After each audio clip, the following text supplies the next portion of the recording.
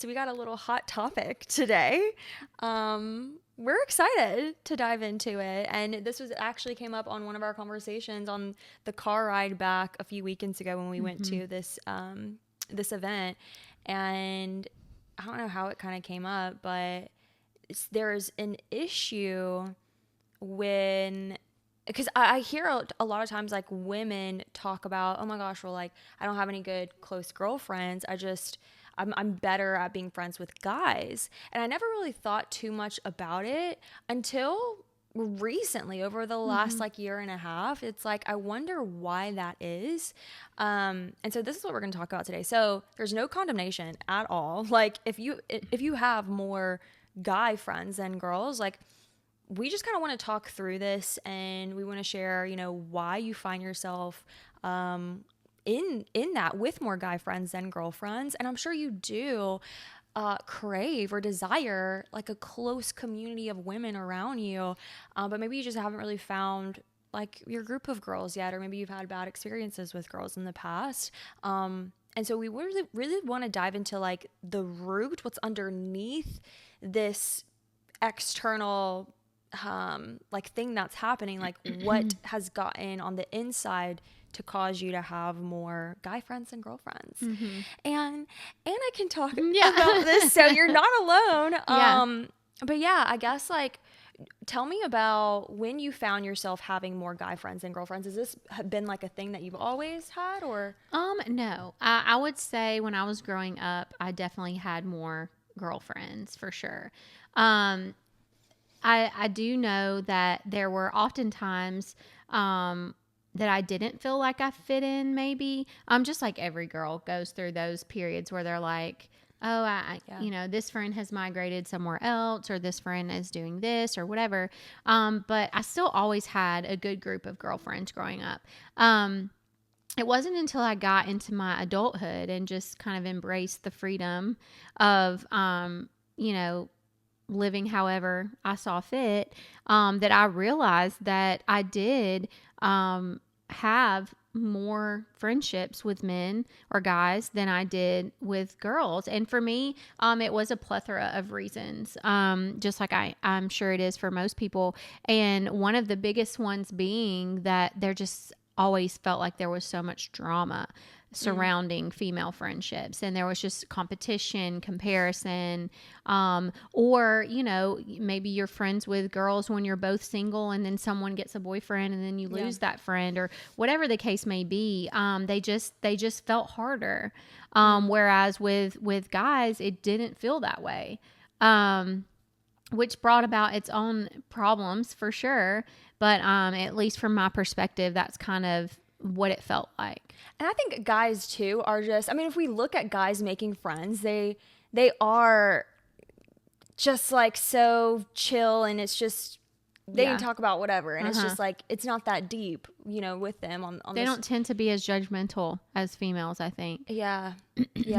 Possibly. And I wonder if that's just because, I mean, we talk about like insecurity a lot within women, and I've gone through so many seasons of insecurity. I think every single woman has. If you haven't, let us know your secrets. We need to have you on the podcast. But I was doing a training on this the other day, but like even way back, like if we're looking throughout biblical times, like the women, their men a lot of them had multiple wives, and it was just, it seemed like from the beginning it was just, and even when the Lord gave in the law of Moses, like divorce and laws around divorce, it's not because God like loves divorce, but it was to protect his daughters, because the men were just running rampant. Yeah. And it's like, yeah, I'm going to divorce you because like you don't cook well, or I'm just going to divorce you because there's another beautiful woman over here that I think is pretty. And so I think it also probably definitely stems in our bloodline, our past trauma of like having to keep up with all the beauty stuff, and having to like secretly thinking like, oh my gosh, I want to be the prettiest girl in the room, and that sort of thing. So that probably plays a part in it too, just Yeah. unknowingly. Mm-hmm.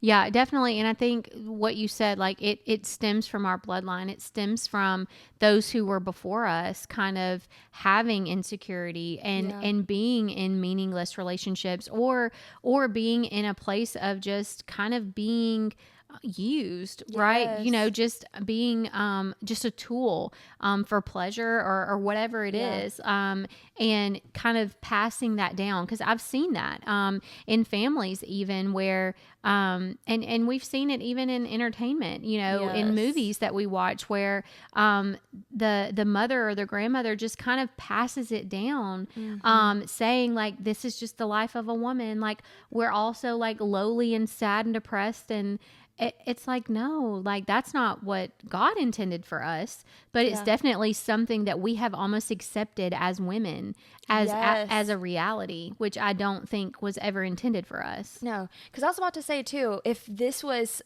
because on the other side as well, if it's the men that were that were kind of, I don't want to say caused the trauma, but like that were played a part in it. Mm-hmm. It's like this competition that we've created between woman and woman. It's like the man too, but us finding ourselves having more guy friends. I guess for you, I know you said one of the reasons was because of the women. It just felt like a competition. It was catty, and it could just be something simple like them getting a boyfriend or whatnot. What are, do you think, the other reasons why women find themselves having more man relationships than women? I mean, one of the things we have to do is be honest with ourselves and really take an honest look at figuring out, is it because I know for me, I can speak for myself. Yeah. When I was walking in the world, I clearly had more male friends, and it always was feeding my flesh in some way. Either it was someone that I was attracted to and I just kind of liked having them around, or they were attracted to me and I just liked the attention. And then we just both kind of fed each other's flesh, even without sex. Because, you know, I think one of the biggest things about our society and relationships is infidelity and trust. Like, no one has trust. And it's because we've just created this environment where we can't trust each other. And we normalize things we shouldn't normalize, and we go into everything with one foot in and one foot out. And that's just like it's not healthy. And so one of the biggest things for me is, you know, I could have easily said, yeah, like I just like him as a friend, or we're just friends, whatever the case may be. But knowing if I found my person, I would never speak to that person again.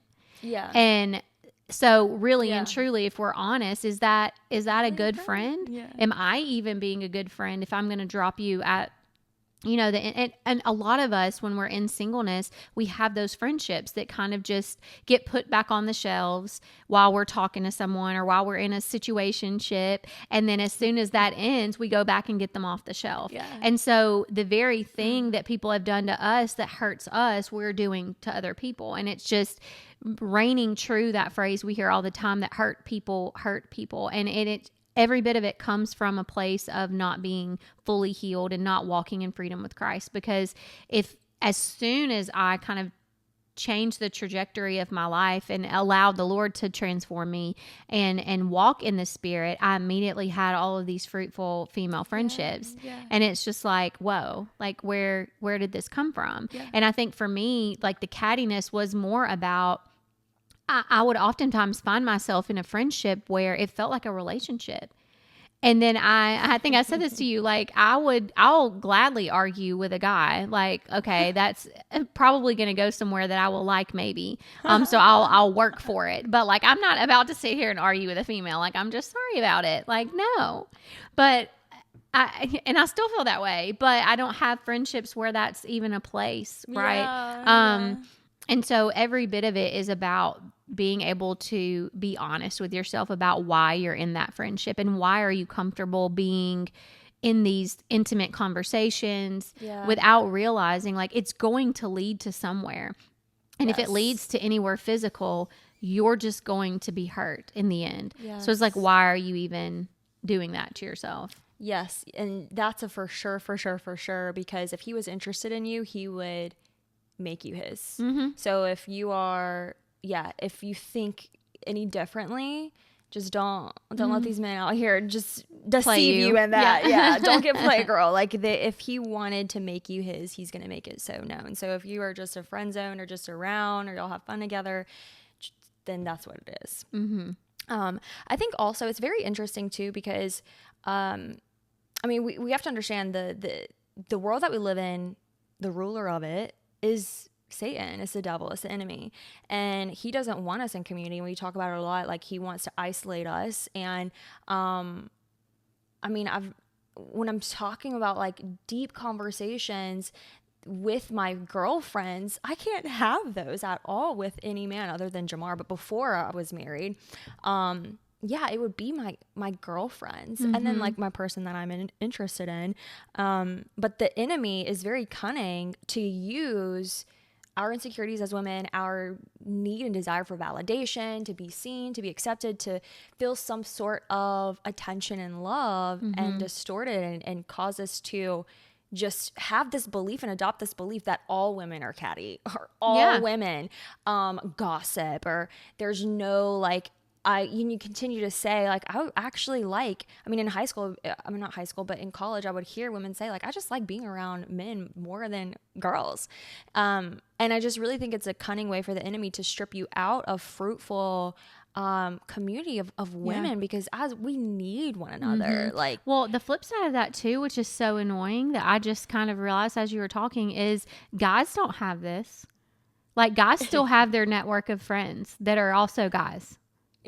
Yeah, that's true. Yeah. But women often don't. Yeah. Like, if you're a woman and you find yourself where the large majority of your friends are guys, you probably don't have, if you have any at all, you probably only have one or two female friends, and they're probably not all that close to you. Yeah. Because like what you were saying, that, you know, you would have those intimate conversations with your female friends and the person you're interested in. Yeah. So like, if our whole network is men, then we're sharing these intimate details about ourselves with a whole bunch of men. That does not sit right with me. There's no way. That makes me sick. I'm like, ew. Yeah. And I do think a lot of it, and we may be giving more attention to it than is needed, but I don't think so. I think there's a large group of women who struggle with insecurity in some way that has put them in this place, because the enemy, just like you said, the enemy is using these men that we are calling our best friends and our friends, and he's distorting what is supposed to be sanctified, what's supposed to be something that is holy, which is friendships of iron sharpening iron. Yeah. You don't get that with the opposite sex. That's not what it's intended for. And one thing that you said to me that was so has really stuck with me in my singleness is that if I've determined that a suitor is not for me, like I've determined that, then like there's no point in the contact continuing, because one, it just confuses me. It confuses the other person. And the Bible distinctly tells us not to lead each other into sin. And you know, one of the things I think we have to talk about, and I am a number one person that has done it, is godly women leading men on, and being in a place where we know that we don't want this person, like this person is not for us, but we find ourselves leading them on because there's a part of us that wants that validation. There's a part that's feeding our flesh. And the enemy is so crafty in us, in the way that he talks to us in our minds and sows those seeds of doubt of like, no, you can have this friend. You can, pray with them. You can share these things. You're just talking about God. Like, there's nothing wrong with that. But all it's doing is increasing your desire for that person in some way, or increasing theirs. Yeah.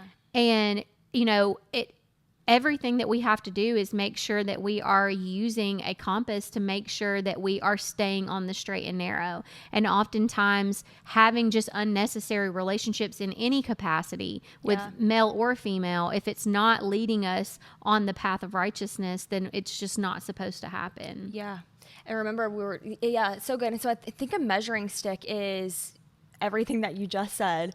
And also, like, to piggyback off of that last point, is this person leading you? And this kind of goes into knowing who you are. Yeah. Like first knowing who you are in Christ, who God is, and what he's called you to do, who he's called you to be, because that comes first before you being able to have discernment and knowing, okay, is this person leading me closer to my calling, or are they a distraction and they're leading me away? And like, you know whether you want to admit it or not. Yeah, and you can tell. And so anytime that you're around any male of your friends, friends that are boys, yeah, any of your boyfriends, boy space friends, just pick up on like what you'll be able to tell like what you're receiving from them. What is it feeding? Is it feeding your spirit, or is it feeding your flesh? So I think that's a really good measuring stick. And then also, if you're in the season of like, which I think this is a constant, of making sure that the people that you're doing life with are really iron, right? Are building you up, are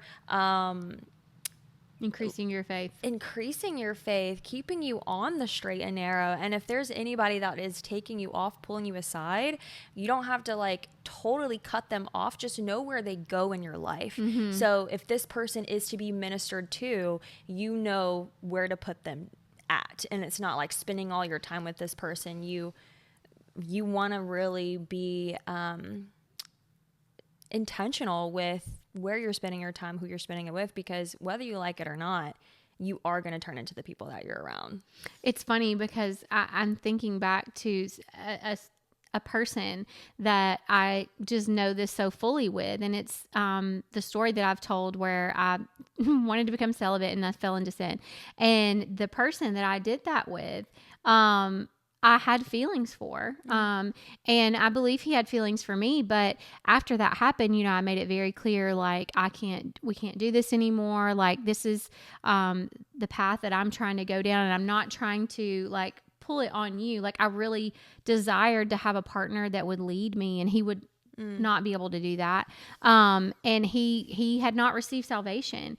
And it was about a week or two after it was probably about, I don't know, maybe two or 3 weeks after that, I put a really hard line in the sand. And I am this person, and this, where I'm just like, but I'll always be there for you, whatever. And trying not to like, just feeding my own flesh. And the Lord made it very clear to me one day, like, I still have something that you are supposed to do with this person. Like, just because you stepped out of my will does not mean that my will is not going to come to pass. But do you want to be included in it or not? Because I called you to lead him to me, and you took it as, oh, I'm attracted to this person. He's attracted to me. Let's be together. Which is what we do. Oftentimes we don't even consult the Lord. We see what we want. We go after that, and then we ask God to bless it. But it was so interesting for me, and I know that the Lord did this in such an intricate way, because this was something that he really needed to work on me about, was knowing that, okay, yes, I do want to be included in your will, but like, how? What does that look like? And I really just had to change my prayers and make sure that I asked him to remove those feelings and remove the desires that I once had, and remove his. And that I'd never really known the power of praying over someone else and saying, like, change his desire, Lord, because I still am going to have to communicate with him. You're still giving me I had a dream for him one night. Like, I had his dream, like, and the Lord made it very clear, like, this is not for you. You are to, and I remember, like, it was like the middle of the night, and I just sent him a voice message and just said everything. I went back to bed. Like, I didn't even remember it. I had to go back and listen to it. And so it was very clear that the Lord was doing something. And still to this day, I'm still standing in belief and agreement that he's going to receive salvation. We're just not there yet. Yeah. But I say all that to say, as I prayed for the Lord to change his desire, I'm trying so hard not to say his name. It keeps almost coming out, but he did. And he answered, and my flesh immediately rose up. My flesh immediately was hurt, because I mean, like, same day. Or it might have been the next day, because he was really going through something, a really scary event. in his life and kind of still actively walking through it. And everyone rejected him. And I know that that's why the Lord called me, because I'm removed from it. You know, I don't know any of the people that he knows. And so I just was able to show him God's love and God's relentless chase after him through myself, and just allowing. And so as I prayed for God to change his desires for me so that when I did that, he didn't get them confused. I'm talking about like immediately just addressed me differently, talked to me differently, very kind and like nothing ugly. Yeah. But my flesh immediately rose up and was like, hold on a second. Hold on a minute. You don't like me? You don't like me anymore? Like rude. We are so funny. I'm offended.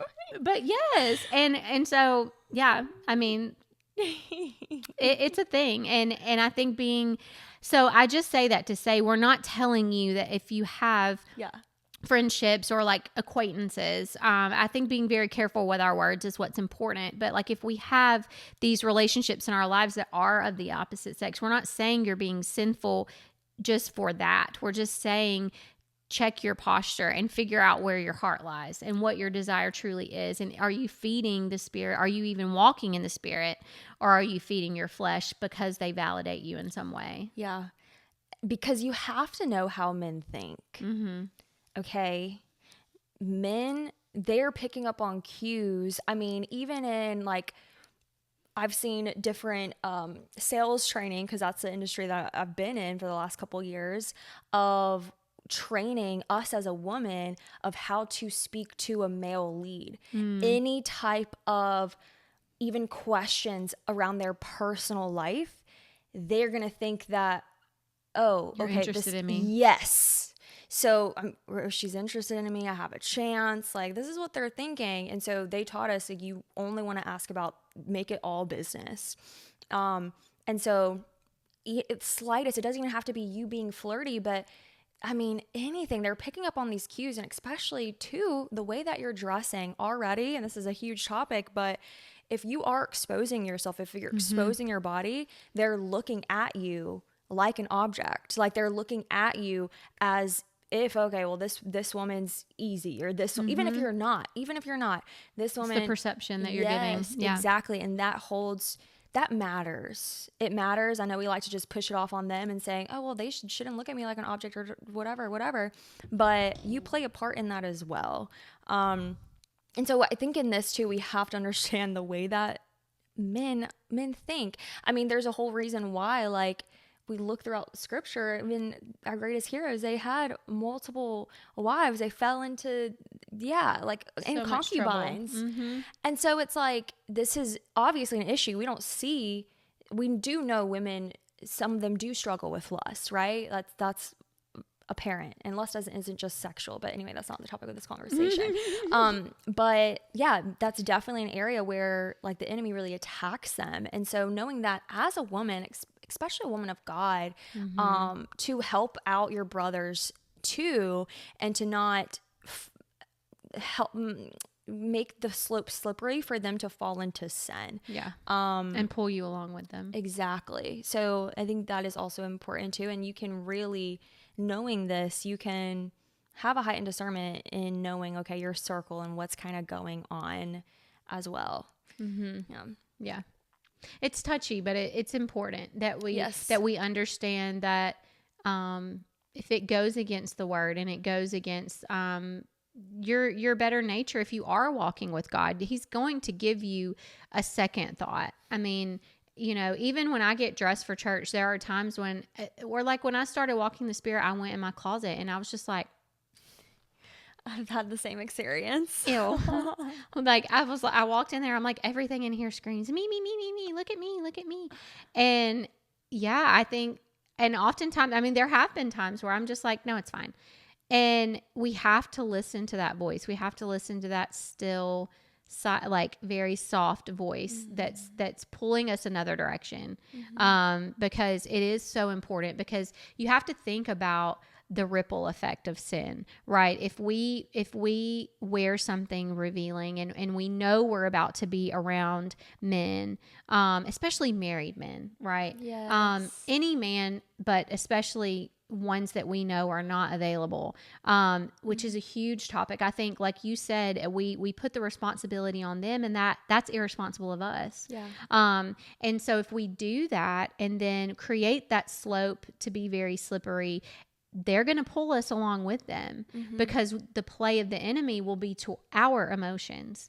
And it will always happen when we're weak. It will always happen when we're not kind of built up in confidence. If we don't have that God-rooted confidence that's a pillar. Yes. If it's just something that we've built in ourselves, especially like you spoke one time about always having built confidence in yourself, and then one thing took it away.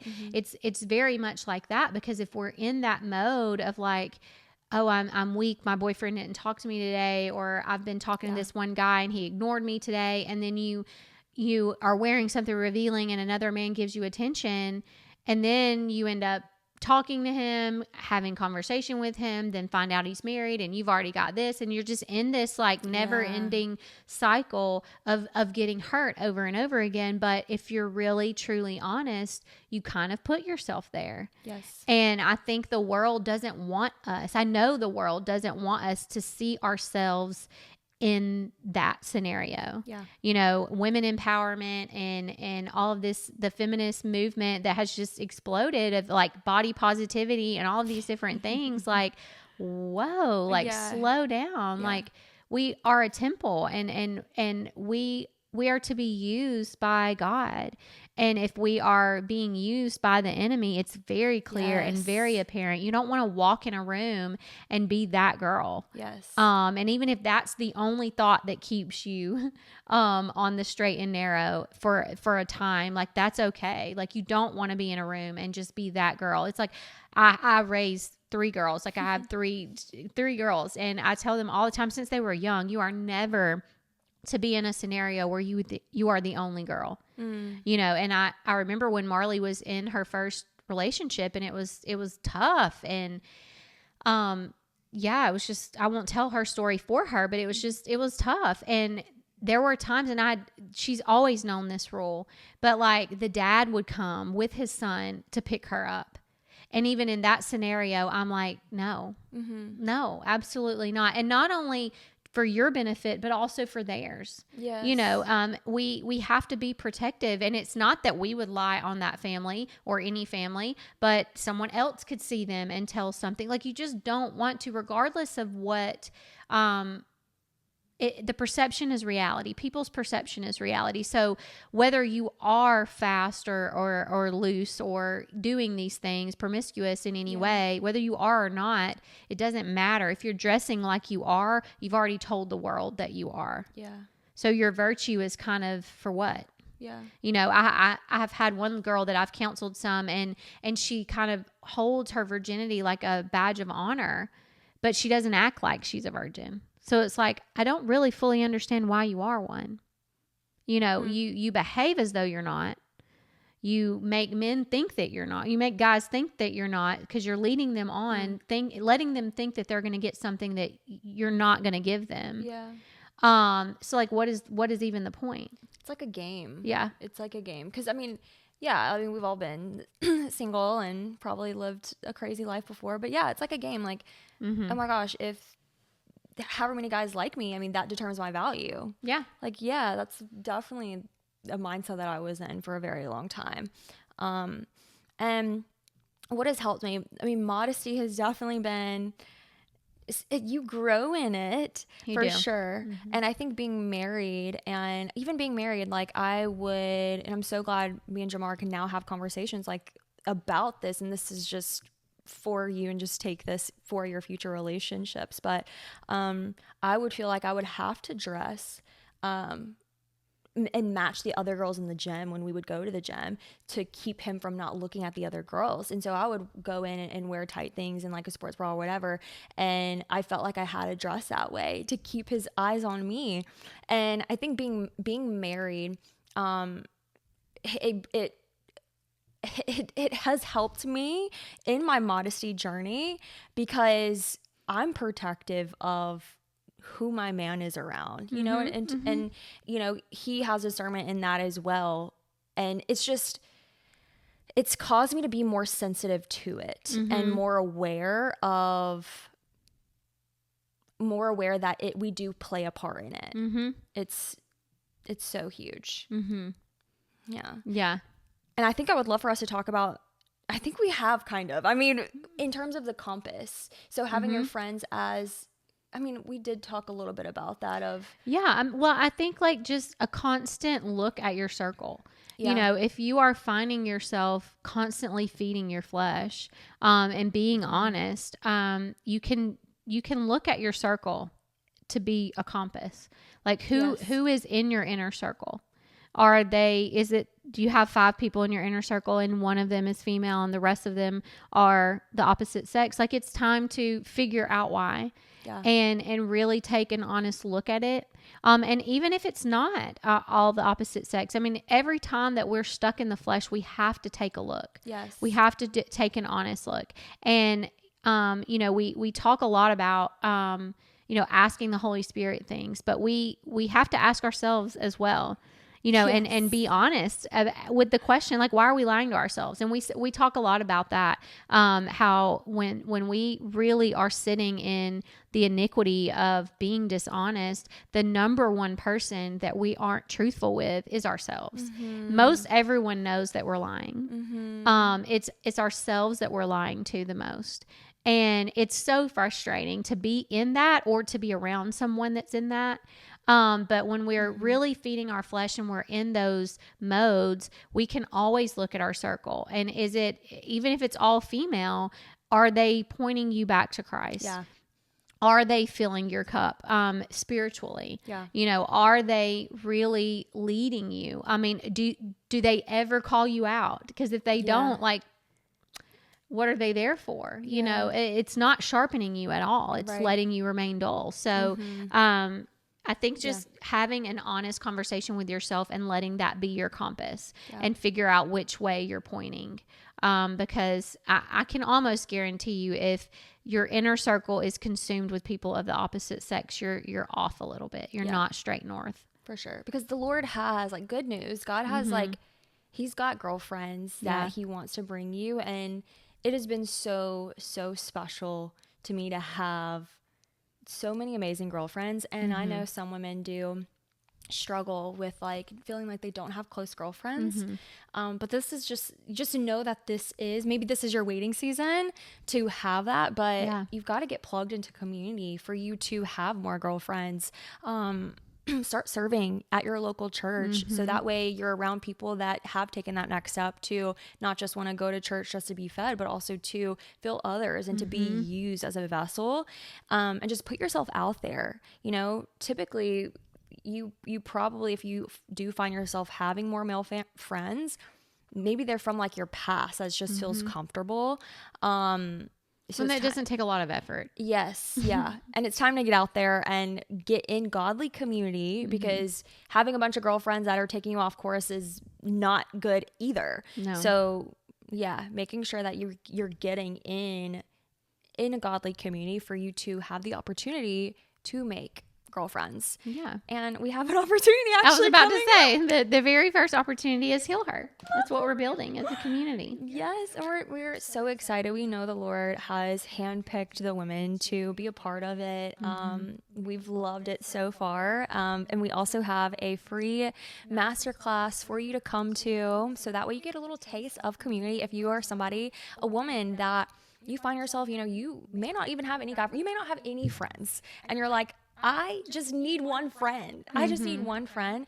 Come to this live masterclass. You're going to get a taste of that. We're going to help you know how to cultivate community and to build the God-rooted confidence that we've been talking about here. So that way you can apply it to your life and have more fruitful relationships around you. It's going to be October 12th at 7 p.m. Central Standard Time.